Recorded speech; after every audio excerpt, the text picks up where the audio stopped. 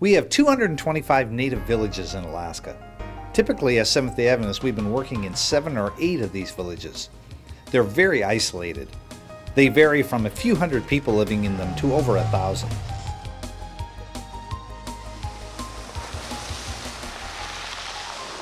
This is St. Lawrence Island. St. Lawrence Island, the western tip, lies about 35 miles off the coast of Siberia, up here in the Bering Sea.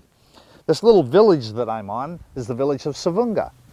The village of Savunga is built on tundra, and this tundra moves with the village. This originally was a reindeer station that has moved in, changed now into a village of about 600 to 700 people.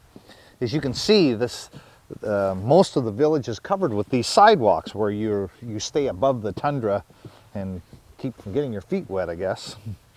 But my wife and I started our ministry here 26 years ago in this little village, living in a little cabin, very similar to these cabins. It was a one-room cabin, 16 by 20. And we lived here and learned to love these wonderful native people that lived here. My story could also be your story if the Lord is so working upon your heart. I have no schooling didn't attend a seminary. I am following Pastor Leon, who had been here just about 8 years. I'm following him. We're just getting ready to land here in Savunga, and we're on our way to my Savunga church, one of the 2 I have on St. Lawrence Island. It has 20 members, has a village of 500 people. Come along. We're headed for church. This is the way we go to church, in Savunga. Come along, and if you feel real young, you might like to go to church like this.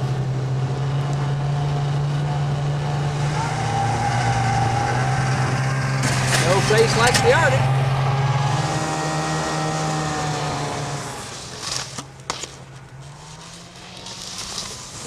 Can you believe a 6-foot drift in front of my church door? What we really need, though, is more of a presence. I'm only able to come out every other weekend and sometimes less than that. It'd be wonderful if we had someone, a retired couple, a student missionary, a task force worker who could stay right here in the village and give it that kind of support that would help it to grow. And we really need that kind of assistance. We have this hope that burns within our hearts. And folks, I think one of the things that we're struggling with here in the village is that I'm only able to come once every other weekend or so, and I need to be here a lot more often than that. We need a presence that is continual here in Savunga. We'd love to see a task force worker, a volunteer, even a retired couple that could come and spend a couple of years right here with the people in Savunga. We do have quite a nice little parsonage here in Savunga. We have repainted the whole inside. Come and I'll show you a little bit of the place. We have a kitchen here that's with running water now. We just got the running water and sewer. An adequate kitchen. It's supplied with dishes and a nice gas stove, refrigerator, microwave. Down the line here we have a bathroom on the right. Get some light on the subject here. And the bathroom has a shower. We've just put in a new mirrors and new appliances, a toilet and shower. Really quite adequate. The pantry off on the left. We have 2 bedrooms, one which we have with a twin bed in it, and we have another one here with a full-size bed. And closets, adequate closets in each. And there's lots of storage upstairs. When my Vacation Bible School kids come to help us with Vacation Bible School, we sleep a lot of them right upstairs. This has a pull-down stairway, and as you can see, it's nicely painted up there as well. So we're really quite comfortable here in our island home. Love to have some of you come and help us. And we're looking for people that would be willing to be a task force worker, to be someone that would have the interest of working with Native folk in the villages, It's kind of an overseas work, if you want to call overbearing seas overseas work. You might be a Bible worker now. Maybe you're doing something for the Lord, but maybe the Lord says there's got to be something more to life than what you're doing. That was a point that I had to come to in my life. I was pouring concrete as my full-time job and Bible worker as my part-time job, and it just got to the point I'm thinking there had to be more to life than this. And phone call came about coming to Alaska. This could be an opportunity. Maybe the Lord's working with you. Maybe you being impressed watching this video. We're going to go down to the Savoonga Native store here. The supplies come in once a year by ship. This is the store here, this building we're going to now, this green building. You'll see a little of how the Eskimos live now, caught between two cultures. Hi! This is a bush store. This is typical of most in the Arctic villages.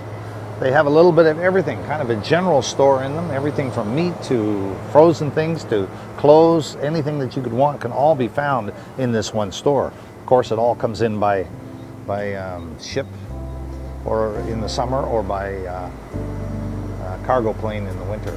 But most everything can be found here at one time or another.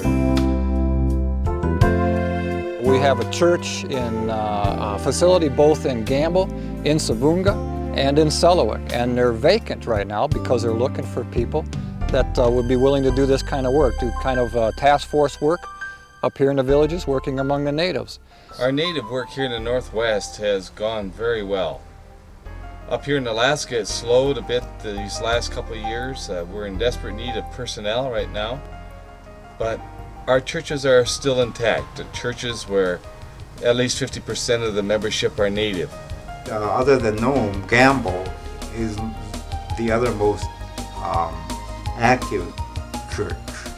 We're just very pleased of how things have gone, and we just want to see it go better, and we want to see it multiply, and it just takes good personnel, dedicated people to make it go, and that's what we're after. Welcome to our Gamble Church. This little church is the farthest northern western church in the North American Division. Just over about 10 miles is the international date line where tomorrow is. Just 34 miles is Siberia, Providencia. Here is where we have a little group, about 50 members, very faithful people. Native people who have relatives and friends just across the ice here that they want to reach out to. I've been a head deacon, but I'm the only deacon there is. This is a four-wheeler, all-terrain vehicle four-wheeler, 4x4 these days, because all four wheels are driving. That's almost the only way you can get around in the summer and winter sometimes.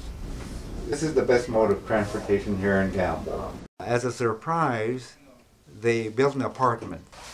Running water, as you can see, with a garbage disposal, even here, hot and cold water, refrigerator, and then propane stove, and a pantry.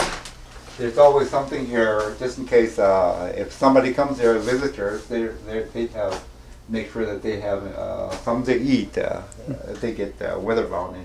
Listen to the weather forecast. It's like we're going to be stuck out here most of the day today. We got wind gusts up to 50 miles an hour with just very limited visibility about the length of a football field. So the winds just keep the planes from landing here. But this is where you learn to be patient. You've heard of the patience of the saints. That's what we have to experience right now. You can see all the conveniences of home. We have a wonderful living room, view out here towards the airport, a lovely bedroom here. It's just a lovely apartment for two, and you can see a little workspace here for computer, telephone, copier. You can see we got washer and dryer here, just uptown. And then here we have the bathroom, and we got running water now, with all the conveniences of home, shower, you name it. Today we're looking for people to help us to continue this work out here. people who would be willing to come out and exhibit leadership with little nicer quarters, little nicer places to live, so that they could do the work of the Lord. So if you're interested, give us a call, let us know, and we'll work with you. This has been Northwest Spotlight on Mission, and I just want to personally say thank you for your support of missions around the world and right here at home.